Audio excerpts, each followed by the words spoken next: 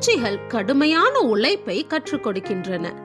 தேனீக்கள் நமக்கு ஒரு நல்ல உதாரணமாக இருக்குது. சரியான ஒழுங்க பின்பற்றுது. வேலை செய்யாம இவைகள் இருப்பதில்லை. வேலை செய்யாத எந்த தேனீயும் கூட்டுக்குள்ள அனுமதிக்கப்படுவதும் இல்லை. தங்களுக்கு நியமிக்கப்பட்ட வேலைய அறிவாற்றலுடன் செய்யுது. இது நம் ஞானத்துக்கு மேலானதாக இருக்குது. சாலமோன் ஞானி சிறு காரியங்களை நாம் கவனிக்கும்படி சொல்றாரு.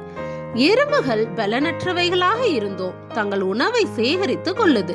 இந்த சிறிய ஆசிரியர்கள் உண்மையுடனும் உத்தமத்துடனும் செயல்படுவத இவைகள் கற்றுத்தருகின்றன.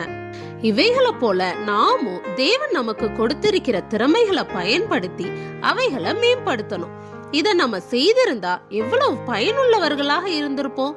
சிறு பிராணிகளின் மேலும் தேவனின் கண் இருக்குது.